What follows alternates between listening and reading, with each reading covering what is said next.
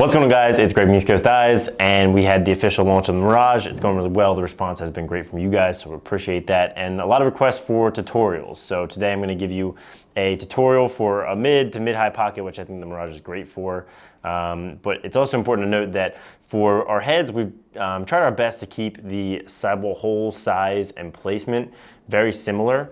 We feel like we really dialed it in from the start, and there's not a lot that we need to change there. So you can take pretty much any tutorial from the original Mirage, the Rebel Offense, or the DNA, put it into a Mirage 2, or any of those heads can be changed pretty easily, and it's gonna have a good pocket. Now, what we have changed is the face shape, the side profile, other smaller details. So the pocket that you put, if you use the same pattern in Rebel Offense and a Mirage 2, it will turn out a little bit different because of that side profile and that face shape, but it will be similar. So you can transfer patterns from our other heads, and they will work. So if you find any other patterns, pro patterns for those other heads, you can try them in any ECD head. That being said, today we're going to do what I would consider a mid-high pocket, which the Mirage is great for. It's got that really high pinch. We made push that bottom rail up a little further, so I think this is a good place to start. So we started with our top string in the second hole, and we're going to start our sidewall pattern in the third sidewall hole, and we're going to do our classic double loop start. So come from the front of the mesh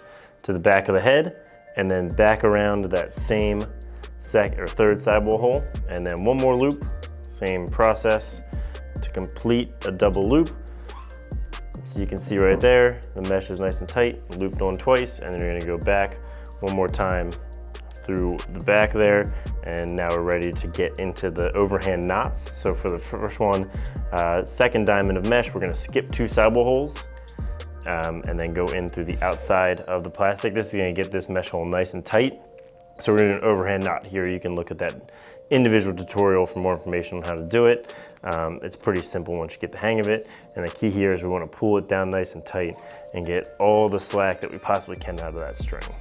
And then for the second knot, we're going to just skip only 1 hole.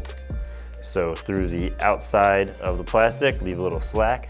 Then from the face of the mesh to the back, and you're going to come around and through that loop that you left. And then again, you want to make sure that you're pulling all of the slack you possibly can out, getting these knots as tight as possible. It's just going to make sure the head and the pocket are nice and consistent over time. And then a final 4th knot, skipping 1 more hole, coming down.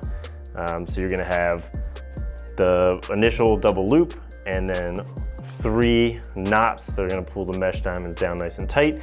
And now we're going to make that pocket. We're going for a higher pocket here, so we're going to go right into a 2. So from the face of the mesh to the back without going through the head, and then back around and right through the next hole of mesh to stack those up nice and tight, and then go into the next sidewall hole with your loop. And so that's gonna make those, see how nice and tightly stacked they are? That's gonna push that pocket high in the head. Then we're gonna do 2 consecutive ones without skipping any sidewall holes, and that's just gonna continue to stack that mesh up a little higher in the head so the pocket can press a little higher. There we go. So we've got our 2 and then our consecutive ones to bunch that mesh up right in the middle of the head. And now we're going to finish off with 2 ones, skipping a sidewall hole for each. So through the mesh, and then you're going to skip a sidewall hole and come down to the next one. That's going to space it out as you get to the bottom of the head. And then for the final one, we're going to do how we do all of our ones, from the back of the mesh to the face. And then you don't have to loop this. You can go right from the inside to the outside of the plastic.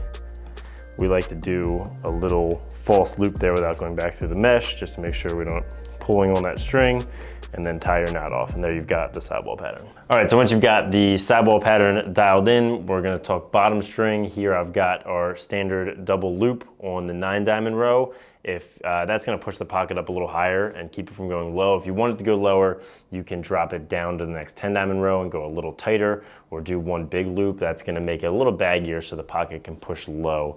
And for shooting strings with the new rules, there's not a lot of flexibility there, but we pretty much always recommend 1 nylon, 1 shooting string on the 9 diamond rows as we have here. So there's the tutorial for the Mirage 2. As a reminder, you can watch any of our tutorials and interchange them with any of our heads. Thanks for watching. Let us know in the comments if you have any questions. We'd be happy to answer them. Like if you liked it, subscribe if you haven't, and have a great day.